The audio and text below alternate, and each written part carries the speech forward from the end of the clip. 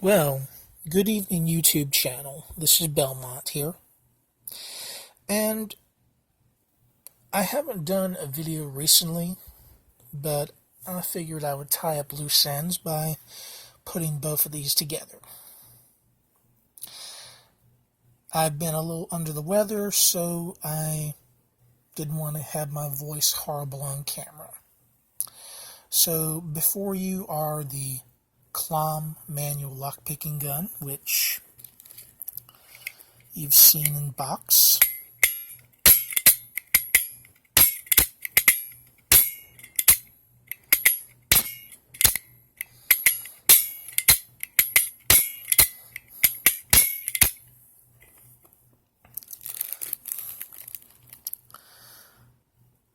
The picks for it. They're both straight and inverted and, well, an opposite pick, along with a small nut that you can change out for using Allen wrenches, and a double-sided tension wrench. I've played around with this a little bit. I did have to take the grease off of it, and it works pretty well. And these are the tension wrenches that are bound in the keyway. There are 14 in total. You have 6 of the same thickness in a double-ended Z with a twist. Have 3 Z wrenches of pretty much the same length. And I have medium length with a twist. And I have the tulip or the flower tension wrench. We have one for twist and one without, which is also commonly found in southward picks. Now, these appear to be made from spring steel without the painting on them. They appear to be quite durable and springy. I do not recall how much was paid for them, but these were provided by Taku Mayhem Keys. And they were bought off of AliExpress or Alibaba's China Mart. And these have found a home with me. They will be seen frequent use along with my top of the keyway tensioner, as well as the flat Z from the Klom set, which is also quite reliable for doing my discus lock, which, yeah, has pretty much been a breeze.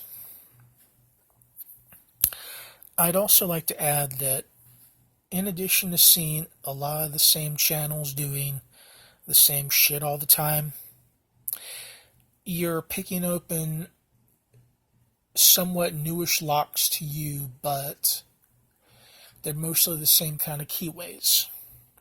For all your pomp and circumstances for your challenge locks, they're still mostly quickset and slage. So you're not really challenging yourself. That's a fact. Yeah, you can put all the oddball pins in there, but it's still a standard quickset. It's still a standard slage that costs maybe $7 to $10 for a basic entry or deadbolt lock that you repinned or bought some special munitions pins, or a pinning kit that you made some screwed up pins for it. Everyone out there in the lock sport community is pretty much doing the same thing. You're being a copycat of a copycat, a cookie cutter. There's no real individuality out there. You're not really challenging yourselves or each other. You're just being a bunch of show-off children. Most of you are most likely using cheap Chinese sets like this and others. For the ones who actually plan to be in it long term are likely buying lots of sparrows, or you were influenced to buy sparrows because of the big namer channels, which is kind of sad because personally, Taku of Mayhem Keys and myself, we have actually had success with using Chinese sets. We're able to work with them. But I already know I'm not popular. I know that a lot of you out there hate me. Most of you do for the most part. You hate me because I tell it like it is. You hate me because you see me as a snake or an evil influence or someone destructive or a troll. And that essentially is your bigoted opinion. For the ones who really don't plan to last long in lock sport, you're playing around with a Chinese set that you don't have to spend a whole lot of money on. And you essentially are going to throw it into a drawer or a backpack or somewhere and forget about it. You'll watch videos. You might make a few small purchases, but you're not going to be the movers and shakers and influencers of a community. You're just going to repeat what everyone else does. I try to be different than that.